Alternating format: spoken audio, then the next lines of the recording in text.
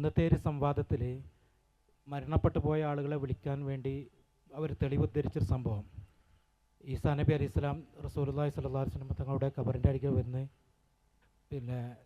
യാ റസൂലുള്ളാഹി വിളിക്കുമ്പോൾ ഞാനതിൻ്റെ ഉത്തരം ചെയ്യുമെന്ന് പറഞ്ഞ സംഭവം ഇന്നും പല വേദികളിലും സമസ്തക്കാർ അത് ഉദ്ധരിക്കുന്നുണ്ട്.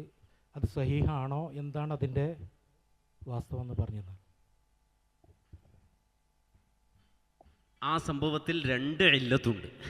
ഫീഹി ഇല്ലത്താനി, അതിൽ 2 ഇല്ലത്തുണ്ട്. അത് ചില ആളുകൾ ഷാഹിദായിക്ക് കൊണ്ടുവന്ന് ഉദ്ധരിച്ചിട്ടുമുണ്ട്. പക്ഷേ നമ്മെ സംബന്ധിച്ചിടത്തോളം നേർക്ക് നേരെ ഹദീസ് എടുത്താൽ ഫീഹി ഇല്ലത്താനി, അതിൽ 2 ഇല്ലത്തുണ്ട്. ആ ഇല്ലത്തുള്ളത് കൊണ്ട് തന്നെ അങ്ങനെ തന്നെ അത് സ്വീകരിക്കാൻ കഴിയുന്ന രൂപത്തിലുള്ളതല്ല.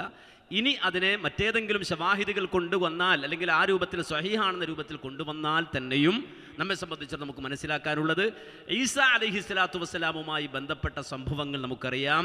അത് മുഴുവനും പലതും ഖവാരിഖുൽ ആദാത്തുമായി ബന്ധപ്പെട്ട സംഗതിയാണ്. ഈസാ നബിയുടെ ജന്മം, ഈസാ അലൈഹി സ്വലാത്തു വസ്സലാം ജനിച്ചത് നമുക്കെല്ലാവർക്കും അറിയാം, അത് ഖവാരിഖുൽ ആദാത്താണ്. സാധാരണ ഒരു കുട്ടി ജനിക്കുന്നത് പോലല്ല ഈസാ അലൈഹി സ്വലാത്തു വസ്സലാം ജനിച്ചത്. അത് വെച്ചിട്ട്, ആ ദലീൽ വെച്ചിട്ട് ഇനിയുള്ള മക്കൾ ജനിക്കുമ്പോൾ വാപ്പ ഉണ്ടാകാതിരിക്കണം എന്നുള്ള രൂപത്തിലുള്ള ഒരു നിയമം പാസ്സാക്കാൻ ഈ ഖവാരിഖുൽ ആദാത്ത് എന്നതുകൊണ്ട് ആ തെളിവ് വെച്ചിട്ട് നമുക്ക് പിടിക്കാൻ കഴിയില്ല.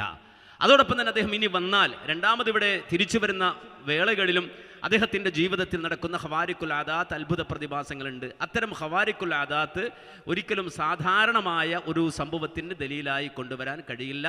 നിങ്ങൾ ഉദ്ധരിച്ച ആ പറഞ്ഞ ആ സാധാരണ ഉദ്ധരിക്കുന്ന നേരത്തെ സംവാദങ്ങളിലൊക്കെ ഉദ്ധരിച്ച ആ റിപ്പോർട്ട് ഫീഹി ഇല്ലത്താനി, അതിൽ 2 ഇല്ലത്തുണ്ട് എന്നാണ് അതിനെ സംബന്ധിച്ച് ഹദീസ് നിരൂപണത്തിൻ്റെ അടിസ്ഥാനത്തിൽ സൂചിപ്പിക്കാനുള്ളത്.